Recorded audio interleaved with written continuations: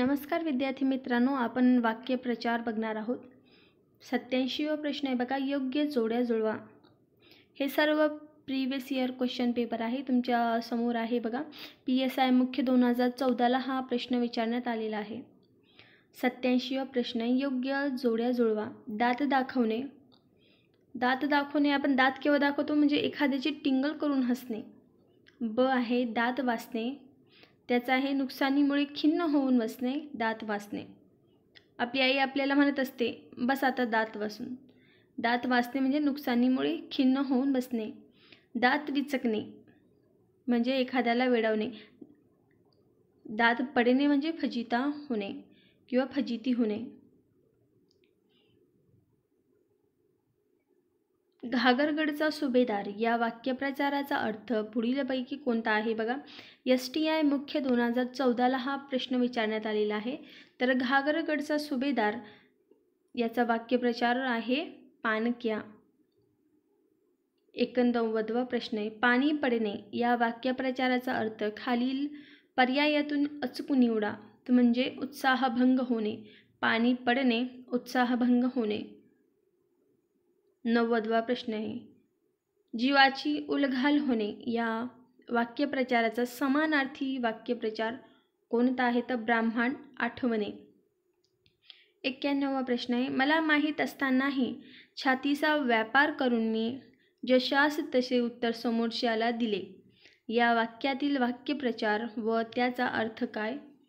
तर बघा 2 नंबरचं इथे बरोबर ठरेल. छातीचा व्यापार म्हणजे धोक्याचा व्यवहार. 92वा प्रश्न बघूया. रामरावांना इतरांची स्तुती करण्याची सवय झालेली आहे. अधोरेखित शब्दासाठी योग्य वाक्यप्रचार कोणते आहे तर चहा करणे. स्तुती करणे, चहा करणे. 93 आहे, पाठ चोरणे या वाक्यप्रचाराचा अर्थ ओळखा.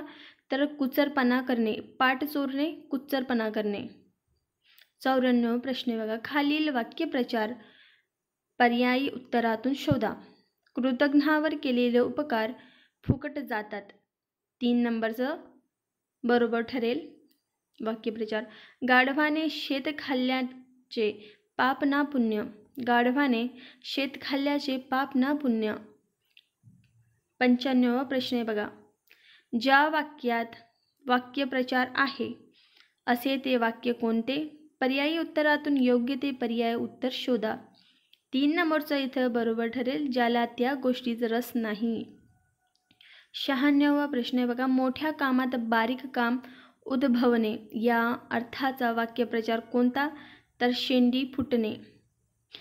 96वा प्रश्न रिपीट करूया, मोठ्या कामात बारीक काम उद्भवणे या अर्थाचा वाक्यप्रचार कोणता आहे तर शेंडी फुटणे.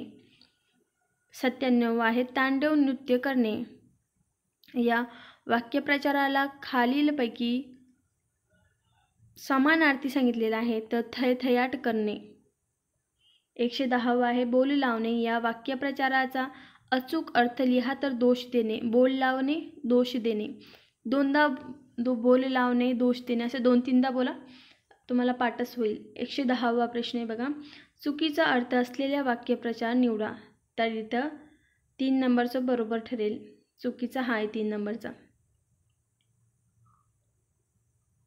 112वा, शास्त्रार्थ करणे या वाक्यप्रचाराचा अर्थ ओळखा. तर 2 नंबरचा इथं योग्य अयोग्य काय त्याचा विचार करणे. 113वा आहे, काकुळतीला येऊन विनंती करणे या अर्थाचा वाक्यप्रचार ओळखा. मिन्नतवारी करणे. 114वा प्रश्न आहे बघा आपला, शुचीभूत होणे या वाक्यप्रचाराचा योग्य अर्थ सांगा. तर शुद्ध होणे. 115वा आहे, खालील वाक्याच्या शेवटी योग्य वाक्यप्रचाराचा पर्याय शोधा. जाऊबाईंनी मोलकरीला, थोडं जास्त झूम झालं वाटतं, दिसते तुम्हाला. जाऊबाईंनी मोलकरणीला धाकड्या भाऊजीचे कोणतेही काम न करण्याची पट्टी पडविली होती. हळद लागणे या वाक्यप्रचाराचा पुढीलपैकी कोणत्या घटनेची संबंध आहे? तर विवाह. हळद लागणे विवाहाशी. हळद दोनदा लागते, एक लग्नाच्या वेळेस आणि हळद जेव्हा मार खातो आपण त्यावेळेस एकदा लागते. 117 आहे बघा. हात हलवत परत येणे या वाक्यप्रचाराचा विरुद्धार्थी वाक्यप्रचार ओळखा. तर काम तडीस नेणे. 118 काळ्या दगडावरची रेत म्हणजे काय? तर खोटे न ठरणारे शब्द. 119 मिशांना तूप लावणे या वाक्यप्रचाराचा योग्य पर्याय शोधा. तर उगीच एट करणे. मिशाला तूप लावणे, उगीच एट करणे. 120वा प्रश्न आहे. क्रिकेट खेळताना मनोहरने युवराजची खोड काढली. खोड या शब्दाचं हे बघा 120 हे जो प्रश्न आपला चालू आहे ते प्रिव्हियस इयर क्वेश्चन पेपरमध्ये आलेले आहे बघा. खोड म्हणजे चेष्टा करणे. शेवटचा प्रश्न आहे. तळपायाची आग मस्तकाला जाणे या वाक्यप्रचाराचा विरुद्ध अर्थाचा वाक्यप्रचार कोणता आहे? तर आनंदाने उकळ्या फुटणे. हे देखील आलेले आहे बघा. मी तुम्हाला पुन्हा एकदा सांगू इच्छिते की 2011 पासून तर 2024 पर्यंतचे प्रत्येक तुमचे प्रिव्हियस इयर क्वेश्चन पेपर करा. तुमच्यासाठी खूप महत्त्वाचे आहे. आणि सर्वांना माझ्याकडून खूप खूप शुभेच्छा. ज्यांची एक्झाम असेल त्यांना. आनंदाच्या उकळ्या केव्हा फुटतात? ज्यावेळेस आपले जॉईनिंग लेटर आपल्या हातात येतो त्यावेळेस. धन्यवाद. सबस्क्राईब करायला विसरू नका.